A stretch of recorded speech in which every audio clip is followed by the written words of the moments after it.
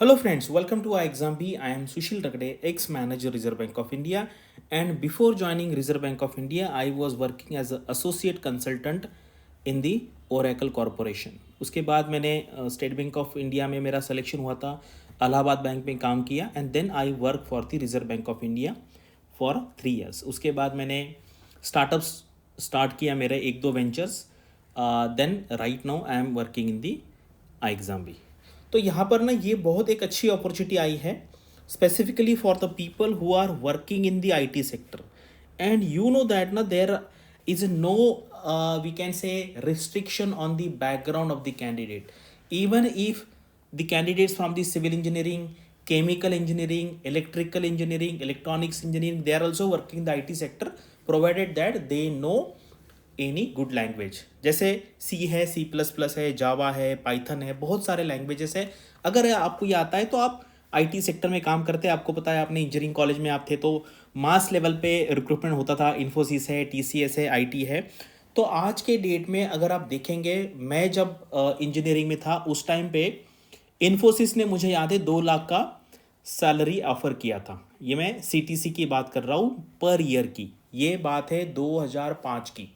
So now after 18-19 years, the starting salary is just 4 lakh rupees. Correct. सिर्फ 4 lakh rupees. यानी कि देखो 17, 18, 19 साल के बाद भी सिर्फ डबल हुआ है. एक्चुअल होना चाहिए था कम से कम 5 गुना होना चाहिए था. कुछ लोगों ने किया होगा, मतलब जो अच्छे कॉलेजेस से आते हैं उनको मिलता होगा. लेकिन यहाँ पे एक बहुत अच्छी अपॉर्चुनिटी. और मैंने ये जो पैकेज लिखा है ना, ये पर्पसफुली कम लिखा है. अदरवाइज ये ना ये 25 के आसपास जाएगा आज के डेट में. और अभी इसका रिवीजन बाकी है. जब वो रिवीजन हो जाएगा वो नियर अबाउट 20-30 लाख के आसपास जाएगा. ठीक है. तो यहाँ पर आप किसी भी ब्रांच से हो, सिविल हो, इलेक्ट्रिकल हो, मैकेनिकल हो, आपका एज 21 to 30 के आसपास होना चाहिए फॉर जनरल कैटेगरी. बाकी कैटेगरी के लिए जो एज रिलैक्सेशन मिलता है, ओबीसी के लिए 3 साल, SC ST के लिए 5 साल, वो लागू रहेगा. और आपको इसमें से कोई भी एक लैंग्वेज आनी चाहिए. C++ आई तो भी चलेगी, जावा या फिर आपका पाइथन. क्योंकि आपका ये जो एग्ज़ाम है CB ग्रेड ए, जिसको असिस्टेंट मैनेजर कहते हैं, उसके लिए आपके जो क्वेश्चंस होंगे प्रोग्रामिंग में, आपको प्रोग्राम लिखना है. आप किसी भी एक लैंग्वेज में लिख सकते हैं. और मान लीजिए वहाँ पे आपको 8 से 9 क्वेश्चन सॉल्व करने हैं, प्रोग्राम लिखने हैं, तो आप हर क्वेश्चन है एनी लैंग्वेज में लिख सकते हैं. ऐसा कुछ नहीं कि C++ है तो सारे C++ लिखना है. आपको जो अच्छा लिखता है वो कर, आप उस लैंग्वेज में वो प्रोग्राम लिख सकते हैं. तो ये बहुत इंपॉर्टेंट है. बहुत लोगों को पता ही नहीं कि गवर्नमेंट सेक्टर में इतनी अच्छी जॉब अवेलेबल है. चलो इसके बारे में मैं और इन्फॉर्मेशन देता हूँ. वीडियो स्टार्ट करते हैं. तो ये है सेबी का नोटिफिकेशन. शॉर्ट नोटिफिकेशन अभी आया है. डिटेल नोटिफिकेशन 2 है जो है वो 13 को आएगा. और अगर आप इंजीनियर है तो आप जर्नलिस्ट के लिए भी अप्लाई कर सकते हैं और आप इंफॉर्मेशन टेक्नोलॉजी के लिए भी अप्लाई कर सकते हैं. अगर आपको प्रोग्रामिंग नहीं आती है तो आप ये पोस्ट को अप्लाई कीजिए. अगर आपको प्रोग्रामिंग अच्छे तरीके से आती है तो आप आईटी के लिए यहाँ पर अप्लाई कर सकते हैं.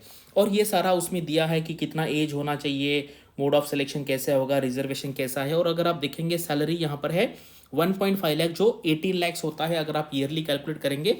और ये बाकी सारे जो पर्क्स एंड बेनिफिट्स है ये 2 to 4 लैक्स. ये मैंने पर्पसफुली यहाँ पे कम लिखा है, ये एक्चुअली ज़्यादा है. ठीक है. तो ये सारा है. आपको अकोमोडेशन मिल सकता है अगर अवेलेबल है तो. अदरवाइज आपको फिर नियर अबाउट 35,000 मिलेंगे. उसके बेसिस पे आप एक वहाँ पे रेंट पे ले सकते हैं. ठीक है. और मोस्टली इसका जो पोस्टिंग है 80-85% पोस्टिंग है वो मुंबई में होगा. और बाकी थोड़े थोड़े जगह पे जैसे दिल्ली में है, फिर बाद में अलग अलग ऑफिसेस में बहुत कम सीट से, लेकिन मैक्सिमम 85-90% जो पोस्टिंग है आपका मुंबई में ही होगा. ठीक है. और ये हमारे सिलेक्शन से लास्ट टाइम देखो, ये स्पेसिफिक आईटी का भी नोटिफिकेशन आया था, उसमें भी हमारे काफ़ी सिलेक्शन है. लीगल में पूरे इंडिया में जितने सेलेक्ट हुए उसका 50% है. आरबीआई, नाबार्ड, सेबी में आप देख सकते हैं हमारा 3 साल का रिकॉर्ड कितना है. अगर आपको इन्फॉर्मेशन चाहिए तो आप आईटी के लिए यहाँ पे कॉल कर सकते हैं, या आरबीआई एंड जनरलिस्ट का, सेबी का अगर प्रिपेयर करना है तो आप यहाँ पे कॉल करके पूछ सकते हैं. तो ये एक मैट्रिक्स मैंने बनाया था जिससे ये आपको पता चलेगा कि आपका बैकग्राउंड है क्या है और उसके बेसिस पे आप कहाँ कहाँ यहाँ पर अप्लाई कर सकते हैं. ठीक है. अब यहाँ पे देखते हैं, ये स्पेसिफिकली सेबी आईटी का है. 2020 में 22 वैकेंसीज आई थी यहाँ पर, और इतने लोगों ने एप्लीकेशंस की थी. आपको पता है अप्लाई तो बहुत लोग करते हैं, लेकिन एग्जाम देने के लिए सारे लोग नहीं जाते, कुछ लोग सिर्फ फॉर्म भरते हैं. तो नियर अबाउट 40-45% लोगों ने एग्जाम दिया. फेज़ 1 का जो कट ऑफ है वो फिक्स्ड है ऑलरेडी। अगर आपको 80 यानी कि ये 40% है, आउट ऑफ 200 एग्जाम होता है। और इसका जो प्रीलिम्स होता है उसमें आपका क्वांट होता है, इंग्लिश, रीजनिंग एंड जीए, बहुत बेसिक लेवल का है आपका। आज भी अगर आप देंगे तो आप वो पास हो जाएंगे। और दूसरा जो पेपर होता है वो आपका आईटी लेवल, आईटी का होगा, जिसमें सिलेबस में आपको दिखा देता हूँ। उसके बाद इतने लोग पास हो गए, ठीक है, इतने लोग पास हो गए, इतने लोगों ने एग्ज़ाम दिया, फिर बाद में इतने लोगों को इंटरव्यू के लिए बुलाया, ठीक है, और फाइनल 22 लोगों का यहाँ पे सिलेक्शन हुआ है। सिमिलरली 2022 में सिर्फ 14 का वैकेंसी आया था, 2022 में स्पेशल वैकेंसी आया था 24 पोस्ट का, और अभी जो आया है वो भी 24 पोस्ट के लिए आया है। तो नियर अबाउट अगर आप देखेंगे यहाँ पे क्या था ना, 2020 में आपको पता है कोरोना का टाइम था, तो इसलिए जो एप्लीकेशन का विंडो था वो 5-6 महीने के लिए ओपन था, और बहुत बार एग्जाम पोस्टपोन हुआ था, और बहुत बार उन्होंने अप्लाई करने के लिए विंडो ओपन किया, इसलिए इतने एप्लीकेशन आए। अदरवाइज आप 12,000 के आसपास यहाँ पर एप्लीकेशन देख सकते हैं। 5 से 6 हज़ार लोग देंगे। जिनका प्रोग्रामिंग बहुत अच्छा है उनके लिए ये बहुत ईजी एग्जाम है, और हमारे स्टूडेंट ने यहाँ पे ऑल इंडिया रैंक 1 लाया है, ठीक। तो चलिए, ये है आपका सिलेबस। आपका जो पेपर 1 होता है, यहाँ पे आपको मिनिमम 30% मार्क्स लाने हैं।